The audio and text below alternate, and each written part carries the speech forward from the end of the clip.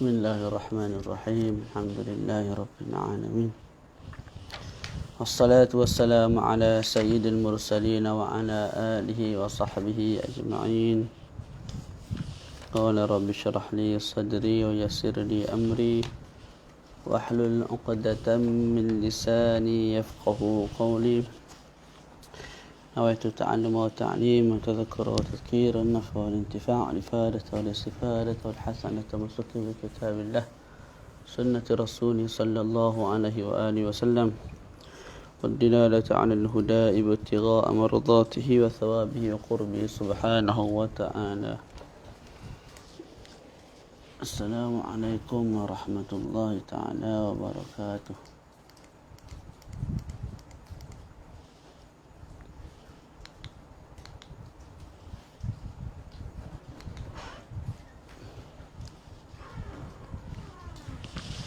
InsyaAllah pada malam yang berbahagia ini kita menyambung kembali mudzakarah kitab At-Taqrirat As-Sadidah setelah hampir seminggu kita tak baca. Jadi insyaAllah dalam 3 majlis kita khatamkan kitab ini. Allah. Jadi kita dah sampai pada perbahasan nafaqah. Kita dah bincang nafaqah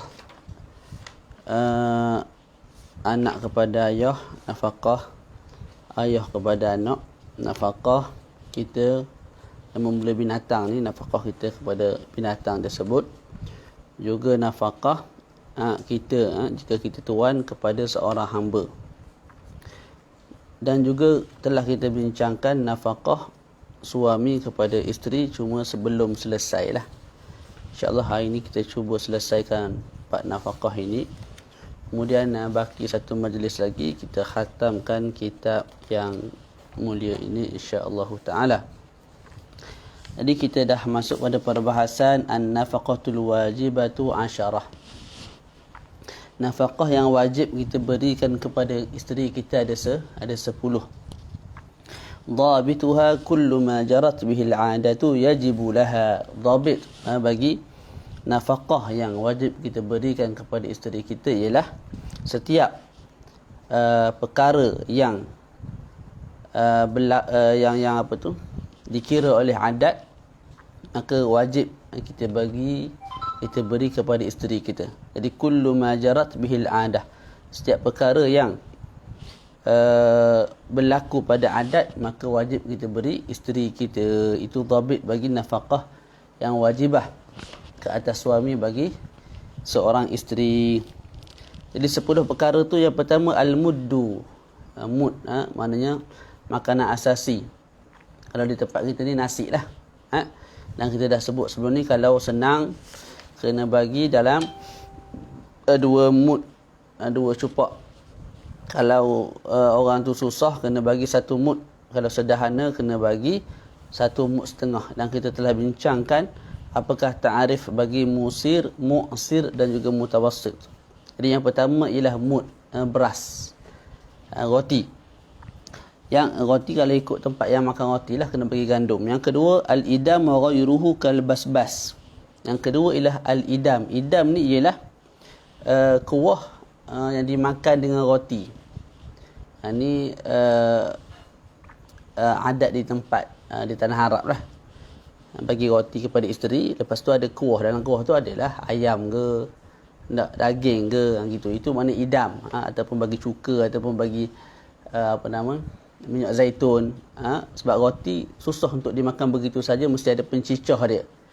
Mungkin di tempat kita ni ataupun hari ni mungkin roti tu dia letak gula, dia letak pelanta, dia letak Nutella apa semua tu. Mungkin boleh ganti kepada kuah yang mungkin kuah kari, kuah sup. Begitu. Jadi al-idam tu ialah kuah yang ada lauk. Jadi makan sekali dengan roti, yang dicicah dengan roti.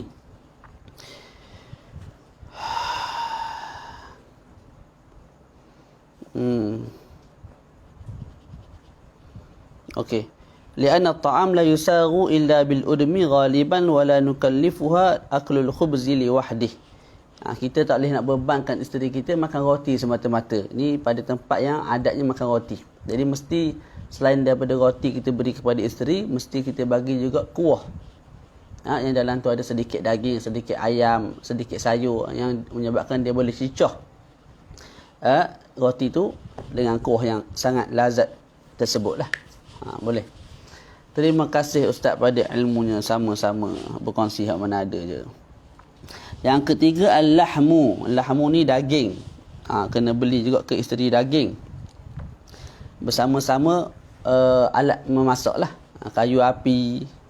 Dah. Kalau di Mesir malukhiyah. Malukhiyah ni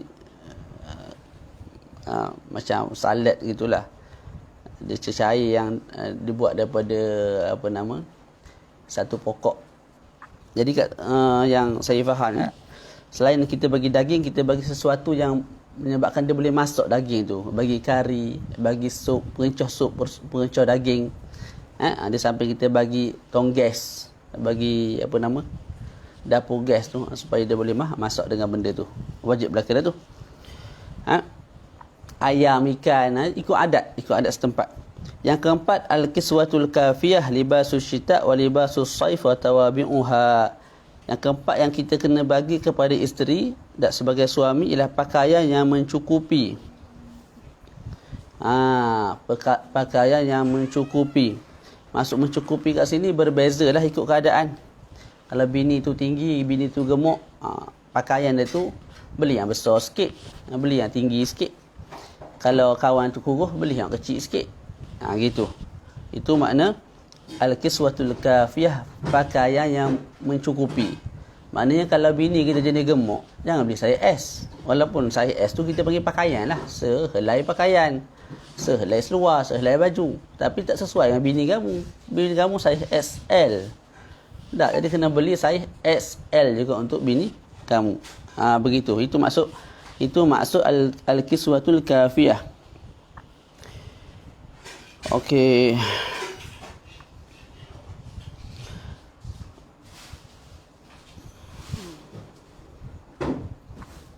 Libasus syita' libasus syita' wa libasus saif wa tawabi'uha. Pakaian yang mencukupi berbezalah ikut keadaan, ikut musim. Kalau musim sejuk, kita bagi baju sejuk yang tebal sikit. Tak? Seluar yang tebal sikit. Kalau musim panas, kita bagi yang tak tebal. Itu maksud kita bagi pakaian tu ikut musim. Lepas tu dia watawabi'uha. Sekejap, mana tadi?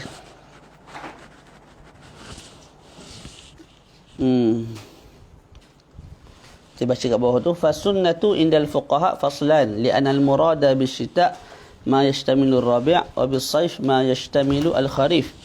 Fal-faslu 'indahum 6 ashhurin fayajibu laha likulli 6 ashhur kiswatun. Jadi pada sudut pakaian tadi, wajib kita bagi musim panas satu pakaian, musim sejuk satu pakaian.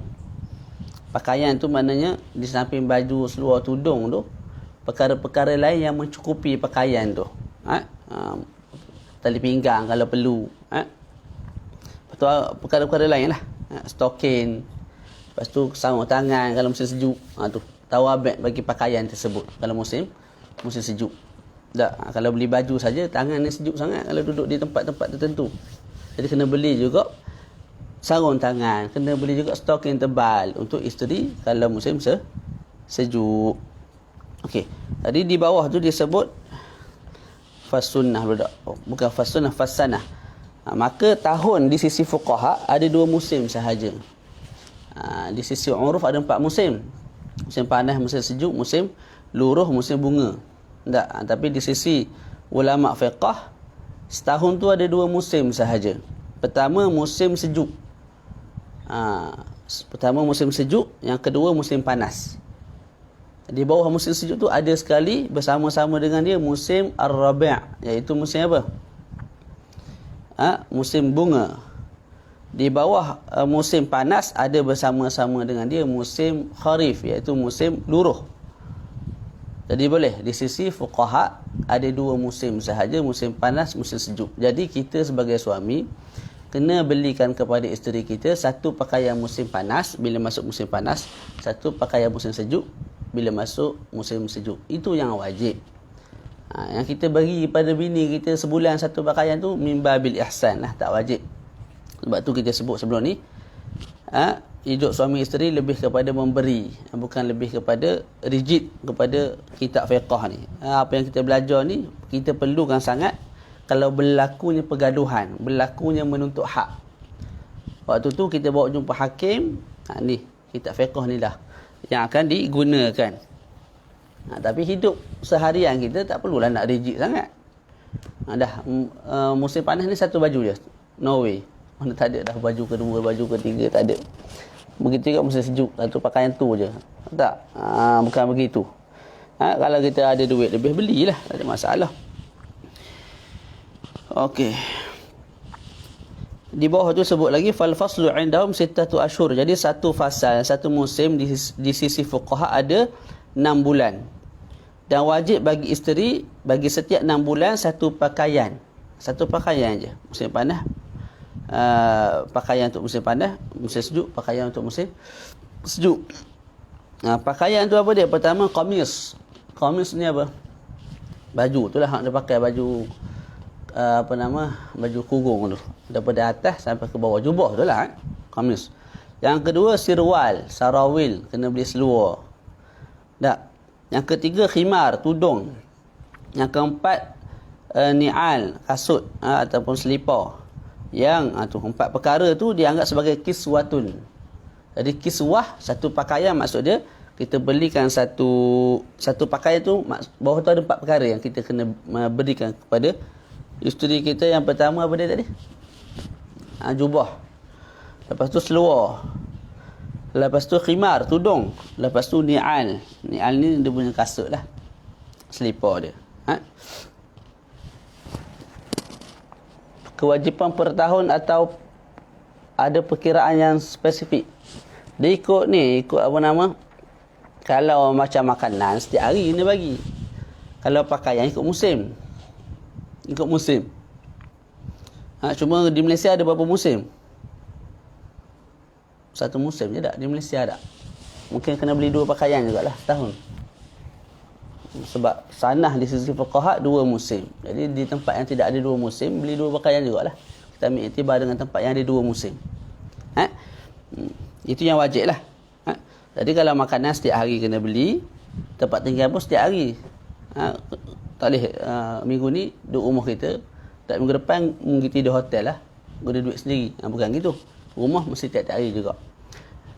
Pakaian satu musim satu pakaian. Makanan setiap hari kena beli makanan. Begitu cerita dia. Okey, itu yang keempat. Yang kelima, ma tajlisu alaih kursi wa mafrashah wa bisaut fi syita wa hasir fi saif. Yang kelima, perkara yang dia duduk di atasnya. Tu. Kena beli kerusi untuk dia duduk atas kerusi tu. Tak, beli cushion. Lepas tu kalau musim sejuk kita beli kapet tebal sikit. Sebab kalau dia pijak ke lantai ni sejuk sangat. Jajah kesihatan dia. Kalau musim panas pula tak payahlah letak kapet, kita beli tikar. Gitulah. Jadi ikut adat lah, ikut adat. Jadi benda yang dia duduk di atasnya juga kita wajib beli. Yang keenam, ma tanamu alaih. Perkara yang isteri tidur di atasnya. Seperti katil, tilam, bantal dan sebagainya. Bantal peluk. Tu. Itu kita kena beli kepada isteri kita. Tempat tidur dia lah, mudah-mudahnya. Yang ketujuh, ma tataghatta bih battaniyah wa lihaf wa ghairih ataupun wa ghairuh. Benda yang dia buat selimut. Kalau musim panas selimut tu nipis. Kalau musim sejuk selimut tu tebal. Kena belilah. Musim panas kena cari nipis sikit selimut. Tak, kalau musim sejuk beli hak tebal. Ni awak panggil apa kalau di Mesir? Tak ingat nama. Apa nama dia di Mesir awak panggil? Saratoga. Masuk musim sejuk kena Saratoga tu tak bangun dan sehari tidur. Syok tidur musim sejuk kat Mesir ni. Dia tak pening kepala tidur kat Mesir. Kalau kat Malaysia ni kita tidur lama kita pening kepala, Mesir tak. Tu orang panggil bumi ambiak tu. Sebab tidur tu tak memeningkan kepala walaupun lama. Bukan saya saja nama bumi anbiya. Yang ke-8 alatul akli wasyurbi ka qas'ah wa sahan wa mil'aqah wa mighrafah wa qauz wa jarrah wa qidr. Alat minum dan alat makan. Sudu, senduk, tak? Cawan, tempat letak sup, mana mangkuk, pinggan. Tu kena beli belaka tu. Mana alat-alat untuk dia buat makan. Mesti ada sudu, mesti ada mangkuk. Nak letak sup, nak letak kuah, mesti ada pinggan. Lepas tu mesti ada apa lagi? Bekas air, mesti ada jak apa semua tu. Semua suami yang wajib belikan. Yang ke-9 alatut tabkhi, alat memasak. Alat memasak. Tadilah dapur gas, dapur tu sendiri. Kalau dulu-dulu kayu api kita kena beli untuk isteri. Apa tu nama? Mancis, apa semua tu yang alat-alat memasak lah mudahnya. Kita kena beli juga. Yang ke-10 alatut tanzif, alat membersihkan diri. Seperti sikat rambut, sabun, shampoo, maknanya sabun basuh badan, shampoo basuh kepala. Lepas tu sabun daya untuk basuh apa? Jangan awak mandi, sabun daya. Sabun daya basuh baju kena beli juga. Tak senang jugalah nak kahwin ni. Wa ma'i wudu' wa ghusl, air untuk dia buat wudu', air untuk dia mandi, kita juga kena tanggung. Maknanya bil air, bil api kita kena tanggung. Boleh? Jadi itu 10 perkara yang dipanggil sebagai an-nafaqatul wajibah. Nafaqah yang wajib. Kita ulang. Yang pertama mud, mana satu cupak nasi, satu cupak gandum, ataupun 2 cupak ataupun cupak setengah ikut keadaan suami lah, senang ke susah ke sederhana. Lepas tu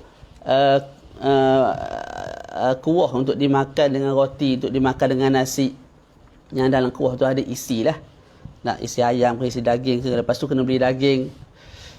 Lepas tu banyak mana daging, banyak mana nak beli ayam dalam seminggu, banyak mana nak beli ikan dalam seminggu tu ikut adat setempat, ikut standard wanita tu jugalah. Yang keempat, pakaian yang sempurna. Yang kelima, tempat dia duduk, kerusi, kapet, tikar musim panas tak. Yang keenam, tempat dia tidur, katil, tilam, bantal.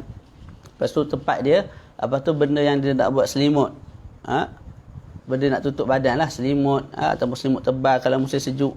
Yang ke-8 apa dia? Yang ke-8 alat nak makan, nak minum, pinggan, mangkuk, cawan, sudu, apa bagai tu. Yang ke-9 alat masak, tong gas, dapur. Yang ke-10 alat membersihkan diri, sabun, shampoo, air. Kita kena tanggung belaka dah tu. Ubat gigi, beruh gigi, itu suami kena tanggung. Jadi itu 10 perkara yang dikatakan sebagai an-nafaqatul wajibah. Kita tak baca kat bawah ni. Baca sikit. Mana poin nombor 2? Hilang dah. Mana poin nombor 2? Pakaian tadi tu. Tu. Pakaian yang kita kena beli pada isteri, kita sebut musim sejuk, pakaian untuk musim sejuk, musim panas, pakaian untuk musim panas. Begitu juga tawabek. Tawabek tadi kita sebut sama ada sarung tangan, sarung kaki tak. Begitu juga butang baju, benang dan sebagainya. Perkara-perkara yang berkaitan dengan pakaian kena beli belaka untuk bini, untuk isteri. Okey.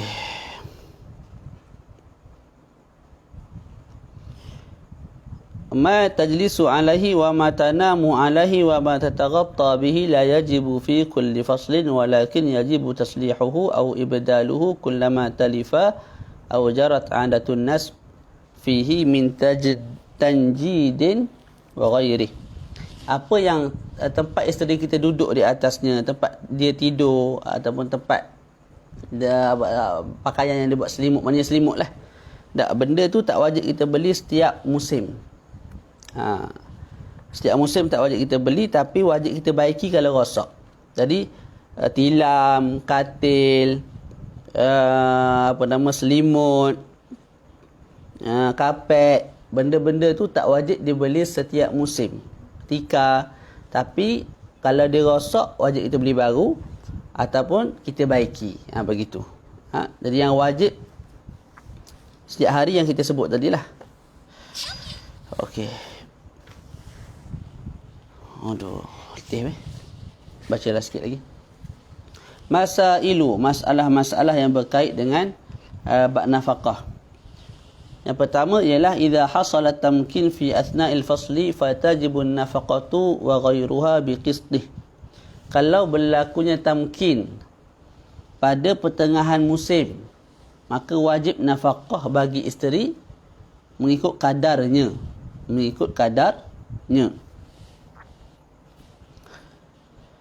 Okey, contohnya masuk musim panas, isteri itu belum menyerahkan diri dia kepada suami. Separuh musim panas dah berlalu, barulah isteri dia kata kepada suami dia, abang dipersilakan untuk buat apa-apa saja ke atas diri saya. Maknanya boleh sentuh lah. Nak bersetubuh ke apa, ikutlah. Dan ketika itu kita sebut, suami wajib bagi nafkah kepada isteri daripada mula isteri mentamkinkan diri, menyerahkan diri dia kepada suami. Adapun 3 bulan sebelum, ketika mana isteri belum menyerahkan diri pada suami, maka tak wajib diberi dan tak wajib qada. Tak wajib diberi dan tak wajib qada. Boleh Okey. Boleh begitu. Wallahu a'lam.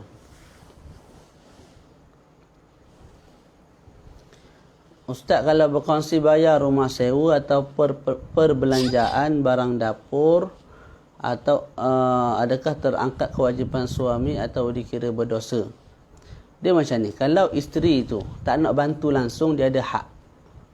Rumah sewa kita suami kena bayar 5-600. Bil air, bil api, barang dapur apa semua, dia ada hak untuk tak bayar, tak bantu. Dia ada hak. Lepas tu kalau dia bantu dengan rela diri, maka tak ada jadi isu. Tak dikatakan suami berdosa. Tak. Sebab apa? Dia sendiri rela dengan baik hati untuk bantu. Boleh tak? Jadi kalau dia tak nak bantu, tak ada masalah. Kita yang kena tanggung dia. Malah nanti kita akan bincang, kalau suami itu susah, isteri itu boleh minta fasakh. Maknanya minta diceraikan antara suami dan isteri. Tu. Jadi apa yang berlaku hari ini, suami membantu isteri, isteri membantu suami, suami memberi lebih kepada isteri. Maka tidak ada masalah. Tidak ada masalah sebab berlaku dengan redha. Okey, selesai. Idza hasala, kemudian apa yang seterusnya, idza hasala al-ikhtilafu fi tamkin fal aslu adam at-tamkin fal musaddaq huwa az-zawj. Ni kalau bergaduh. Bergaduh. Isteri kata, aku dah serahkan diri aku kepada kamu wahai suami, maka aku nak nafkah aku, bagi nafkah.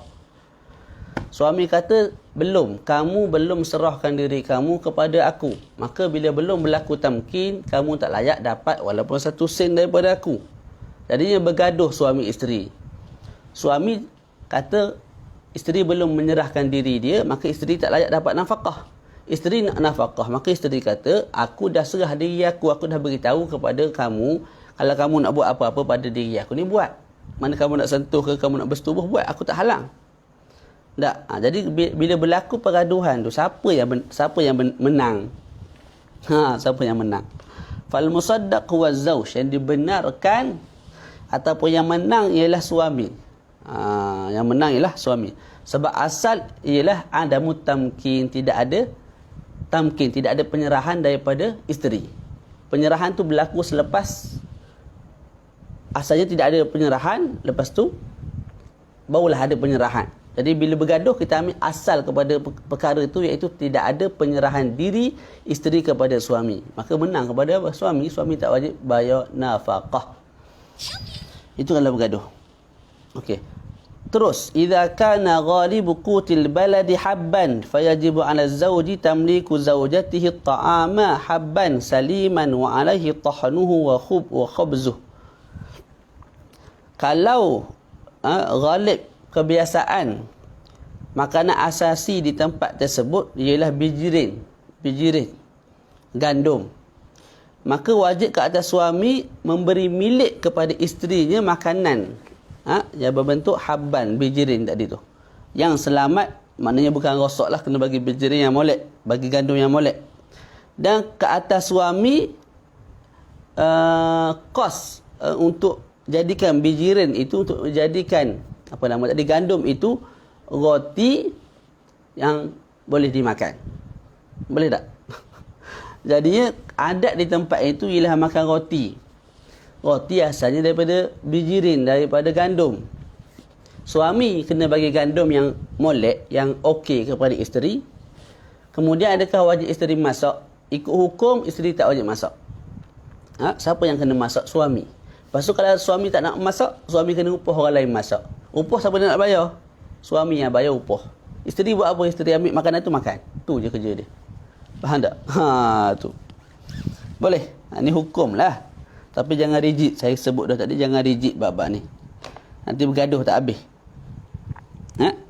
Hidup suami isteri, kita lebih kepada memberi, bukan menuntut hak. Kalau tidak, tak bahagialah hidup. Sebab itulah walaupun hukum fiqh begini, kita tengok para sahabat ataupun sahabiah pada zaman Nabi dulu, sampai mengadu letih khidmat kepada suami. Mengadu letih kepada Nabi. Nabi pun beritahu, kamu zikir sekian. Maknanya memang berkhidmat sungguhlah kepada suami. Sebab mereka tahu suami itu ketua. Jadi walaupun hukum tak wajib, tapi ihsan kepada suami. Suami pula ada perkara-perkara dia bagi kepada isteri yang perkara tu tak wajib pun dia bagi. Min babi al-ihsan. Begitu. Okey. Jadi gandum tadi tu suami bagi hak milik kepada isteri. Tu. Maka kita baca kat bawah tu dia sebut apa dia? Fayatawalla dzalika. Falau talabat ghairal habbi min khubzin aw qimatihi lam yalzamuhu walau badala ghairahu mimma dzukir lam yalzamuha qabuluh. Makanan asasi di tempat tu nasi, roti. Tak. Jadi isteri bagi apa? Jadi suami bagilah apa nama? Gandum. Kalau isteri minta roti. Tak.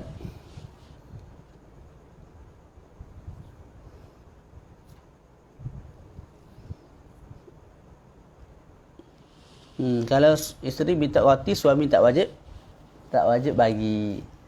Yang saya fahamnya tak wajib bagi tapi boleh bagilah. Itu satu. Yang keduanya, suami tak wajib bagi roti. Yang dia wajib bagi kepada isteri dia ialah gandum. Cuma gandum tu pula mesti suami sendiri yang menjadikan gandum tu kepada roti. Maknanya kepada satu perkara yang boleh dimakan. Gitu Sebab tu disebut kat bawah ni, falau talabat az-zaujah ghairal habbi. Isteri minta selain daripada gandum. Apa selain daripada gandum? Min khubzin, daripada roti. Au qimati, ataupun nilai kepada gandum. Lam yalzamuhu, maka tak wajib suami bagi. Boleh. Jadi tempat di situ tak bijirin, maka bagi bijirin. Tak bagi gandum. Lepas tu macam mana benda tu nak makan? Takkan nak makan gandum mentah gitu. Kena masak. Siapa masak? Suami. Kos masak suami yang kena tanggung. Okey, selesai kat situ. Lagi seterusnya, tajibu laha ujratul ightisal fil hammam fi kulli syahrin aw aqalla aw akthara ala hasabi adati amsalha. Wajib ke atas suami bagi isteri membayar kos mandi di hammam. Hammam ni bukan tandas. Kalau kita jumpa hammamat dalam kitab fiqh ataupun hammam, bukan maknanya tandas macam tandas hari ni, tak. Hammam ni tempat mandi. Zaman dulu adalah tempat mandi. Rasanya kolam air panas gitulah. Hari ni baru panggil apa? Tempat mandi. Orang panggil apa ini dia? Tak ingat nama. Apa dia nama tempat mandi? Khusus tempat tu memang untuk mandi. Dengan air yang suam, air yang cantik, air yang molek untuk badan dan sebagainya. Tak ingat nama orang panggil apa hari ni. Cumanya itu makna hammam. Okey. Jadi masa zaman sebelum ni mandi di hammam tu satu adat. Satu adat bagi wanita-wanita, bagi lelaki-lelaki. Jadi suami kena tanggung tu. Kalau masuk hammam, orang standard macam cikgu hammam dalam sebulan 2 kali. Sekali masuk RM10. Maka suami kena bayar lah. Setiap kali masuk suami kena bayar RM10. Kalau suami tu kahwin dengan anak raja, sebulan tu dalam 5 kali masuk, maka kena bayar RM50. Suami juga kena tanggung. Kalau orang biasa sekali sebulan masuk ke hammam tu, maka suami juga kena bayar. Okey. Al-maskan. Perbahasan mengenai maskan, tempat tinggal pula. Al-maskanu yajibu laha ma yaliqu biha 'adatan walau bi ujrah. Al-maskan, tempat tinggal. Wajib ke atas suami bagi isteri untuk menyediakan tempat tinggal yang sesuai dengan isteri. Bukan sesuai dengan suami. Suami orang kampung, tapi isteri tu orang yang standard. Anak raja ke, anak menteri ke, maka suami kena sediakan satu rumah yang sesuai dengan standard si isteri tu. Standard tu mengikut adat lah, mengikut adat. Ini kalau isteri tu tak redha. Bila kita bagi rumah kecil, dia kata aku anak raja tak sesuai duduk sini. Kamu kena cari rumah lebih besar, lebih syamil. Ketika itu kena cari siapa suruh kahwin anak raja. Tapi kalau dia tu anak raja, lepas tu dia redha untuk duduk di rumah 2 bilik, 3 bilik. Sebab kita ni pun duduk cetung, maka tak ada masalah, tak jadi isu. Sebab redha. Yang jadi masalah kalau dia tak redha. Dia tu orang yang standard, dia tak suka rumah yang macam ni, sebab sebelum ni dia duduk dengan rumah ayah dia. Dia duduk di rumah ayah dia. Satu rumah tu ada 40 bilik. Maknanya kaya sungguh. Besar sungguh rumahnya. Jadi bila kahwin dapat rumah 1 bilik, 2 bilik. Jadi dia tak selesa lah. Suami kena tanggung tu. Boleh. Jadi rumah mesti dicarikan kepada isteri rumah yang sesuai dengan dia. Melainkan kalau dia redha, maka tak ada jadi isu, tak ada masalah. Sesuai dengan dia tu ikut adat lah. Walau bi ujrah, walaupun dengan sewa. Maknanya bukan kita kena beli rumah. Kita sewa rumah, tak ada masalah. Yang penting sewa tu kita bayar. Jadi bab rumah ni sama ada kita beli, lepas tu dia duduk dalam tu. Sama ada kita sewa, sama ada kita pinjam, ikutlah. Ataupun orang bagi hadiah kat kita, tak ada masalah. Boleh belaka. Yang penting ada rumah. Jadi di bawah tu dia sebut fala yushtaratu an yakuna milkan lizawj li'annaha la tamlikuhu bal tatamatta'u bihi faqat fahuwa imta'un la tamlik kal khadimi bi khilafi ghairihima min an-nafaqati wal kiswati wal udmi wal furshi ataupun wal farshi wal ghita'i wa alati al-akli wasyurbi wa alati at-tanzifi wa ghairi dhalika fa innahu tamlik. Jadi disebut kat bawah tu maskan ini iaitu rumah, kita bukan wajib memilikkan isteri rumah. Maknanya bukan kita kena beli rumah lepas tu bagi kat isteri kita, ni rumah kamu, bukan. Tidak. Rumah ni isteri hanya mengambil kesedapan daripada rumah tu. Maknanya isteri duduk dalam rumah tu, dia boleh buat apa dia nak buat lah dalam rumah tu. Sama ada rumah tu kita sewa, kita beli, dah memadai, dah gugur, dah kefarduan ke atas kita bagi seorang suami. Berbeza dengan perkara lain selain daripada rumah. Begitu juga tadi rumah, begitu juga al-khadim, hamba, orang gaji. Juga tak wajib, kalau zaman dululah, tak wajib kita beli seorang hamba lepas tu kita bagi hak milik kepada isteri kita. Tak wajib begitu. Tak wajib bagi hak milik kepada isteri. Yang wajibnya kalau isteri kita tu jenis seorang yang perlu kepada hamba, anak raja ke, anak menteri ke, maka kita kena cari hamba bekerja untuk dia, untuk isteri kita. Adakah isteri kita memiliki hamba tersebut? Tidak sama sekali. Cumanya bila hamba tu kerja, kena bayar gaji lah. Ataupun kalau hari ni orang gaji lah, kita kena bayarlah gaji tu. Kalau dulu hamba kita yang belilah, bukan isteri kita yang kita yang beli, lepas tu kita suruh hamba tu berkhidmat untuk isteri kita, dan tak wajib kita bagi hamba tersebut kepada isteri kita. Maknanya tak jadi hak milik isteri. Jadi rumah hamba tak menjadi hak milik isteri. Bukan tamlik, tapi dia imta'. Imta' ni maknanya isteri tu ambil kesedapan, boleh guna hamba tersebut dan juga rumah tersebut. Berbeza dengan perkara lain seperti nafkah. Nafkah ni kita kena bagi dia. Maknanya kita bagi dia 2 cupuk nasi, 2 cupuk beras. Maka beras itu menjadi hak milik dia. Pakaian, bila kita bagi dia, maka menjadi hak milik dia. Kita bukan bagi pinjam, tak, bagi hak milik terus. Asalnya hak milik kita, kita bagi dia. Al-udmu tadilah, al-udmu ni kuah. Coklat ke, kari ke, nak buat makan dengan roti. Yang tu bagi milik kepada dia. Kapet. Allahumma salli ala sayyidina Muhammad. Bantal. Selimut yang tebal, selimut yang nipis ikut musim. Alat-alat makan, alat minum, itu kena bagi milik tu, bagi hak milik. Alat-alat bersuci, shampoo, ubat gigi, beruh gigi, sikat rambut, itu hak milik isteri. Maknanya kita kena beli dan kita bagi benda tu menjadi hak milik isteri. Boleh? Tu. Wal qa'idatu fi dhalika. Jadi macam mana kita nak faham perkara-perkara yang mesti kita bagi hak milik kepada isteri dan perkara-perkara yang tak wajib kita bagi hak milik kepada isteri. Dia ada kaedah dia. Apa kaedah dia? Wal qa'idatu fi dhalika anna ma kana tamlikan utubira bihaliz zawj.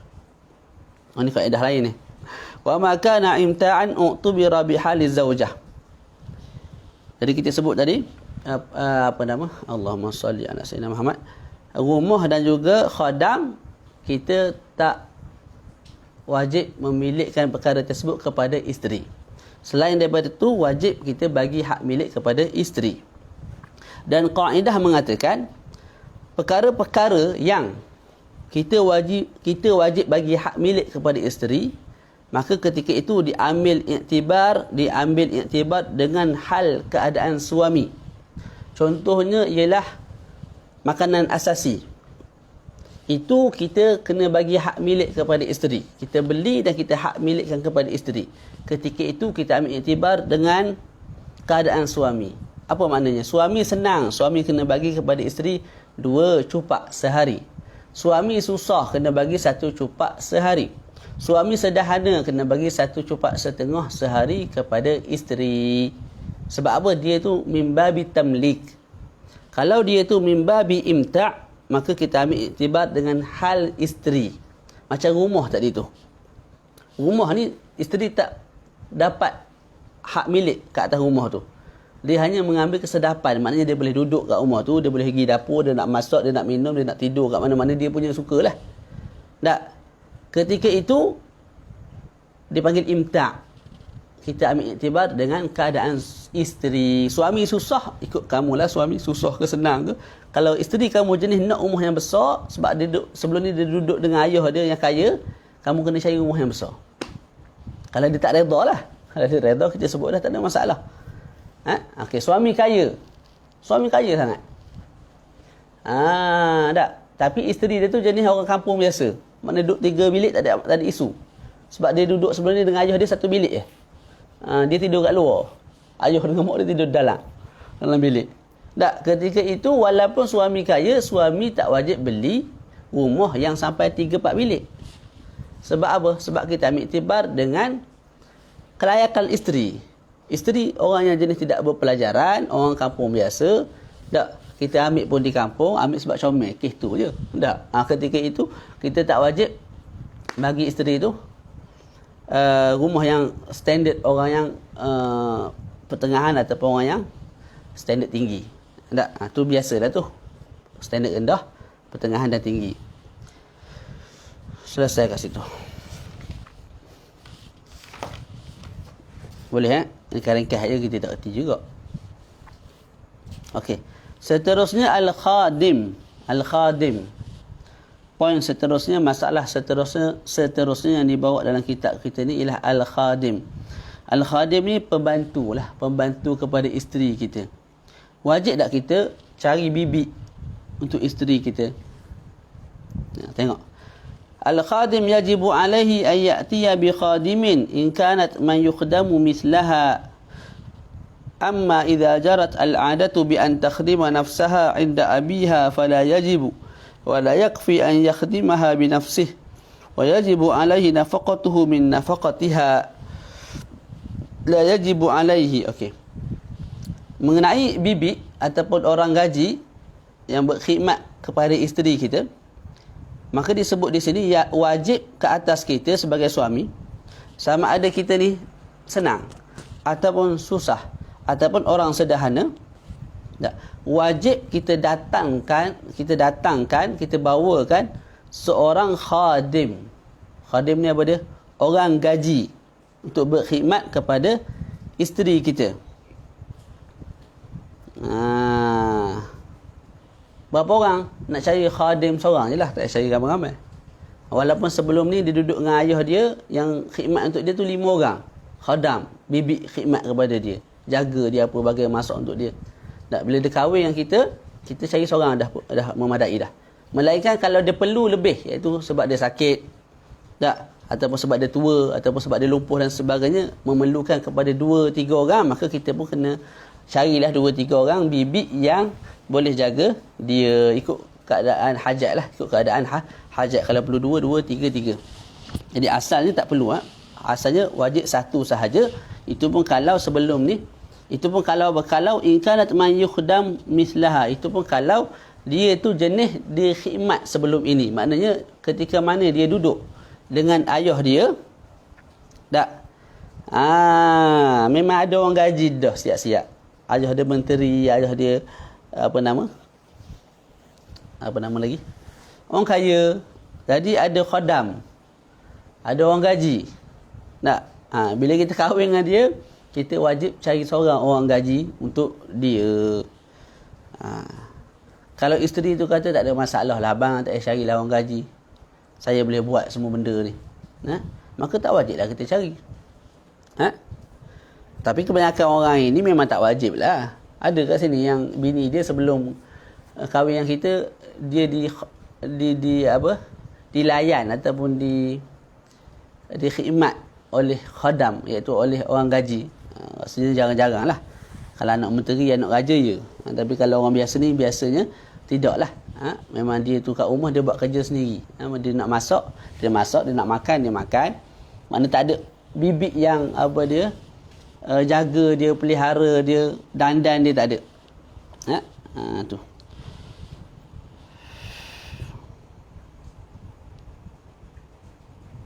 Okey. Al-khadimu yajibu alaihi an ya'tiya bi khadimin in kanat man yukhdamu mislaha. Nombor 3 kat bawah, bi an kanat la yaliqu biha an takhdimu nafsaha balil muru'atu taqtadi bi an yakhdimaha ghayruha fi baiti abiha wa illam yahsul al-ikhdam bil fi'l li'aridin. Jadi isteri yang wajib kita datangkan seorang bibi ataupun seorang orang gaji untuk jaga dia, untuk buat urusan rumah ni, basuh pinggan, masak nasi, lipat kain apa semua tu, ialah isteri yang tidak sesuai untuk dia buat kerja sendiri. Tu. Malah muru'ah menuntut untuk kita carikan seorang orang gaji. Maknanya macam tadi lah kita sebut contohnya, anak raja, anak sultan. Tak, kalau dia keduduk dengan kita, tiba-tiba dia kena masak sendiri, kena buat air sendiri, tak, kena basuh pinggan sendiri. Jadi jatuh muru'ah tu. Masyarakat akan jadi pelekeh, akan jadi hina. Takkan anak raja lagu ni, mesti ada orang yang tolong khidmat. Jadi ketika itu kita kena cari seorang orang gaji. Tapi kalau isteri kita ada orang gaji ke tak ada orang gaji, tidak ada orang gaji ke, dia tak jatuh muru'ah dia. Ketika itu tak wajiblah kita cari orang gaji untuk berkhidmat di rumah kita, untuk menyenangkan urusan isteri kita. Tak wajib. Sebab tu disebut dalam kitab ni, amma idza jarat al-'adatu bi an takhdima nafsaha 'inda abiha fala yajib. Adapun isteri yang sebelum ni, masa dia duduk dengan ayah dia lagi, tak, dia jenis orang yang tidak dikhadamkan oleh orang lain, maknanya tidak ada bibi yang pelihara dia, yang tolong dia, maka tak wajib kita carikan hamba ataupun orang gaji untuk dia. Walaysa laha an tattakhidha khadiman wa tunfiqu alayhi min maliha illa bi idzni zawjiha. Okey. Jadi yang pertama, tak wajib kita cari hamba ataupun cari bibik untuk dia. Begitu juga dia. Walaupun dia ada duit, dia tak boleh cari bibik buat masuk dalam rumah. Khidmat untuk dia tak boleh. Kecuali kalau dapat izin daripada suami. Jadi kalau isteri itu jenis wanita biasa yang memang seumur buat kerja sendiri, bila kita kahwin dengan dia, kita tak wajib cari bibik. Dia kalau ada duit, boleh tak dia cari bibik letak kat rumah kita? Jawapannya tak boleh, kecuali dapat izin daripada suami. Okey. Wala yakfi an yakhdimaha bi nafsihi wa yajibu wala yakfi an yakhdimaha bi nafsihi wa yajibu alaihi nafaqatuhu min nafaqatiha.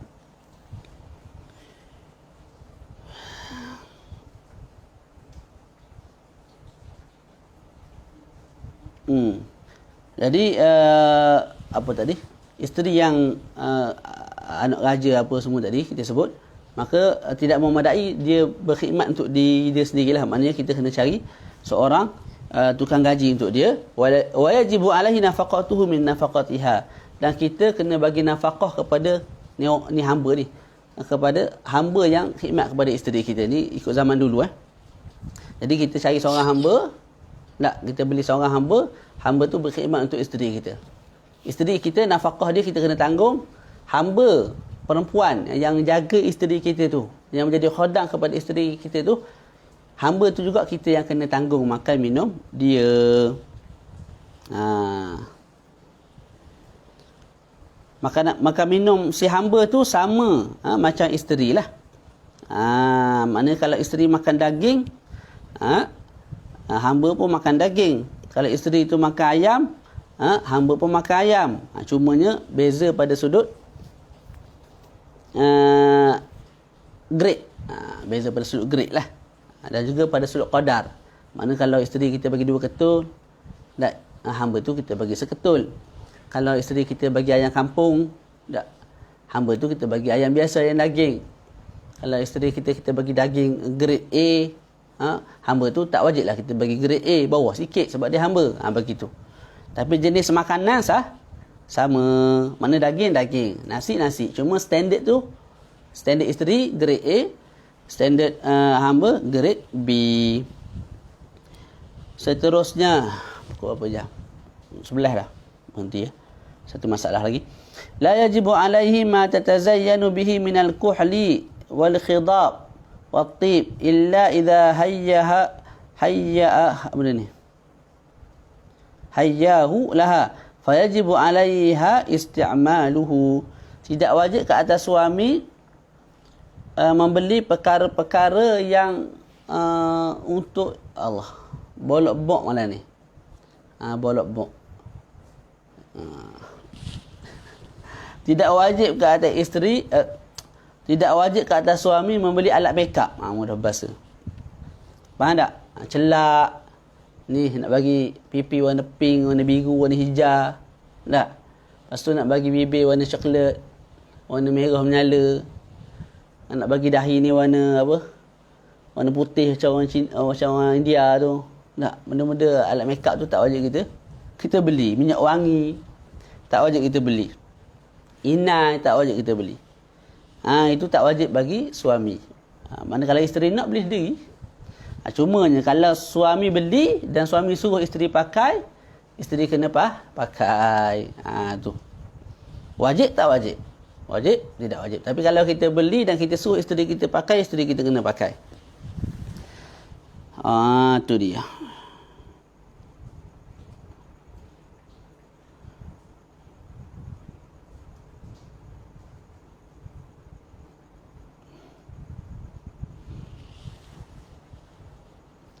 بخلاف ما تشتهيه أيام الوحم فيجب عليه ولا يجب عليه أجرة طبيب وحاجم وفاصد ولا دواء مرض ولا ما يصنع عقب الولادة من حلبة وعسل وسمن.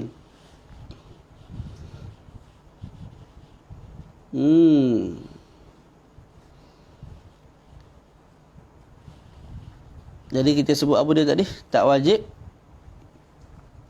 kita beli alat makeup kepada isteri. Berbeza benda-benda, makanan-makanan ayam al-wahmi ni, kalau tak silap ialah hari dia tu sedang mengandung. Kita panggil apa? Mengidam. Kena tengok balik ni. Kalau tak silapnya ayam al-wahmi maknanya hari dia mengidam. Dia mengidam, dia nak makan kek, dia nak makan tu, ketika itu wajib kita beli. Dan tidak wajib ke atas suami membayar upah doktor. Kejap.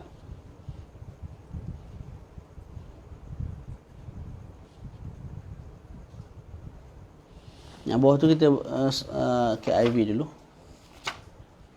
Kita ni pun sebenarnya masih musawadah. Musawadah ni maknanya syekh buat daurah tu, dia nak cek. Sambil-sambil dia mengajar, dia nak cek.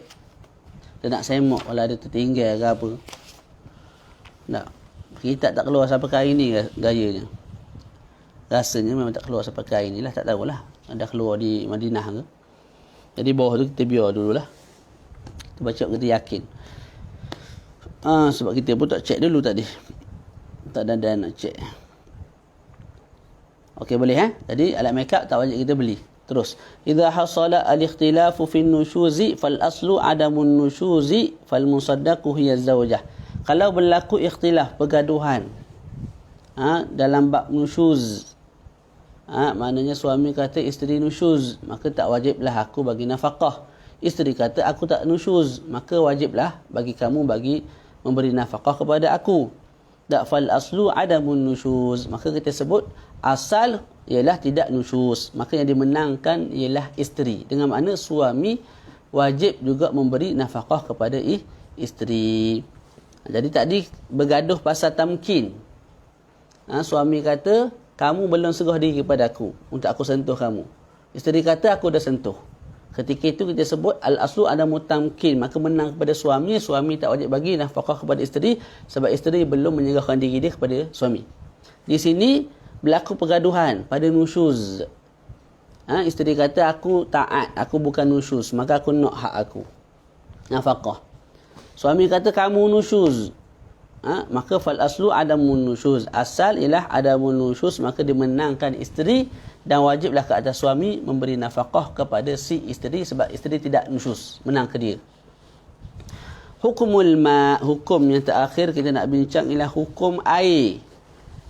Yajibu alaihi tawfirul ma' lil ightisali idza kana bi sababihi kal jima' wal wiladati wa amma idza kana laysa bi sababihi ka ghuslil haid fala yajibu alaihi tawfirul ma'. Hukum air. Wajib ke atas suami sediakan air. Beli air lah untuk isteri. Untuk isteri mandi, kalau mandi itu puncanya ialah suami. Contoh apa? Bila isteri wajib mandi? Sebab suami lah jimak dia.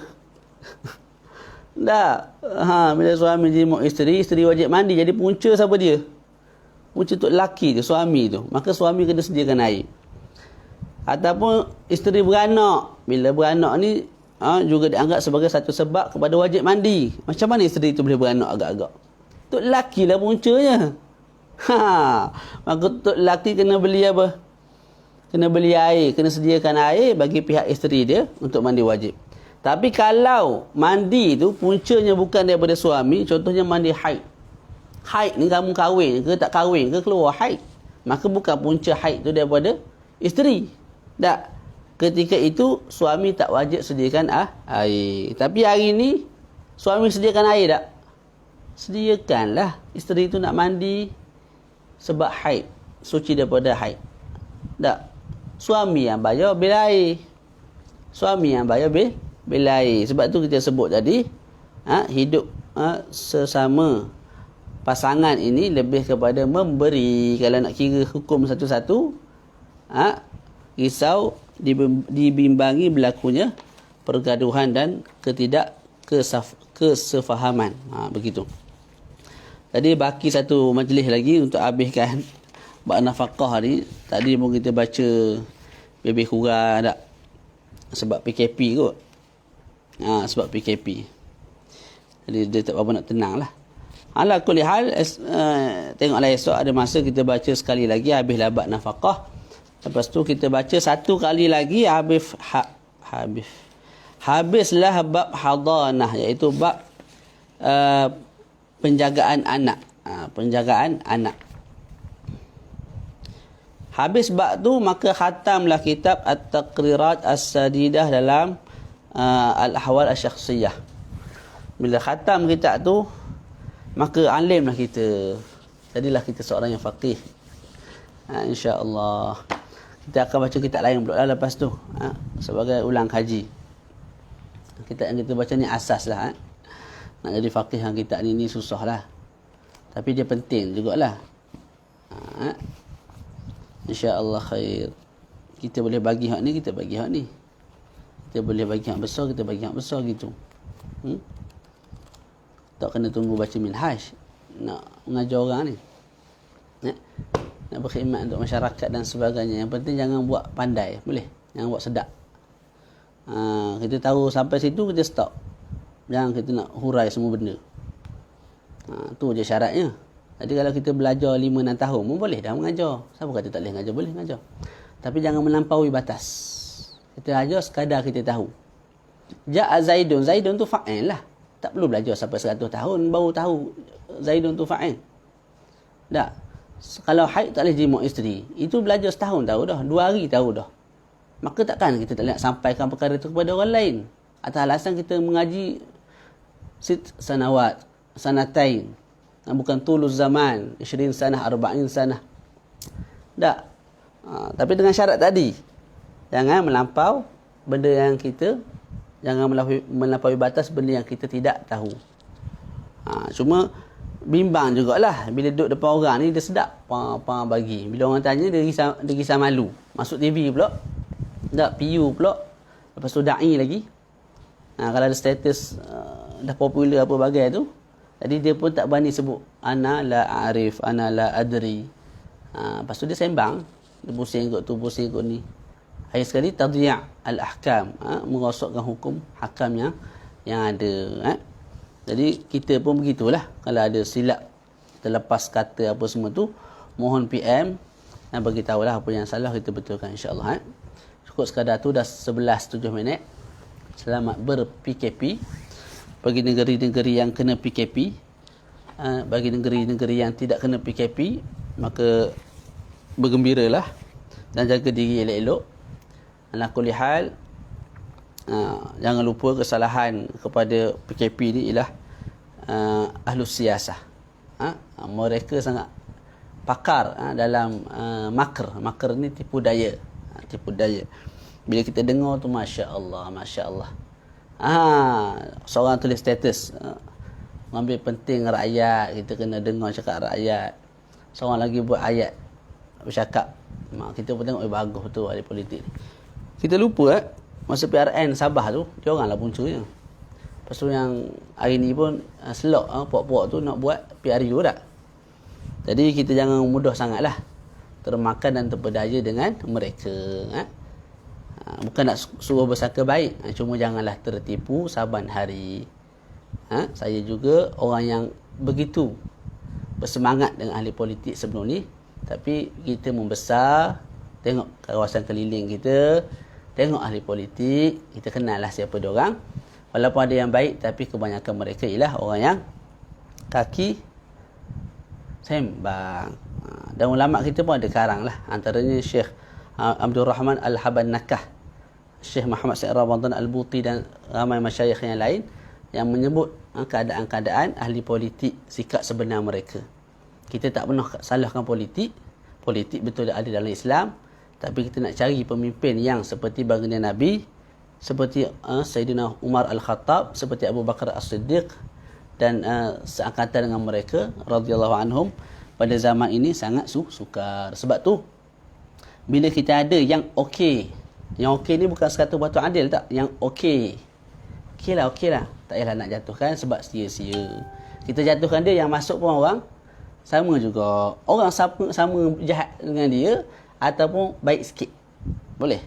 Jadi bila kita dah ada yang okey, tak perlulah kita bekerja nak jatuhkan. Lepas tu naik yang lain. Okey ke yang naik tu? Sama juga. Lepas tu nak jatuhkan lagi. Lepas tu siapa pula nak naik? Tak habis. Jadi kita ni sibukkan diri kita dengan perkara lain lah. Kita ada anak, kita ada isteri, kita ada ayah, kita ada mak, kita ada jiran, kita ada tetangga kita. Jadi kalau jiran kita susah, tak perlu panggil PM, kita bantu, kita ada duit. Boleh.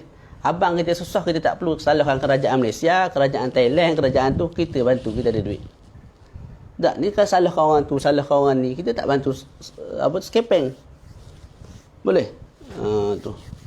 Jadi anak muda nak berpolitik lah, tak ada masalah. Cuma jangan tertipu lah. Nak kena tipu sekali dua okey, tapi jangan sentiasa ditipu. Okay. Wa sallallahu ala sayyidina Muhammad wa ala alihi wa sahbihi wa baraka wa sallam. Alhamdulillahi rabbil alamin.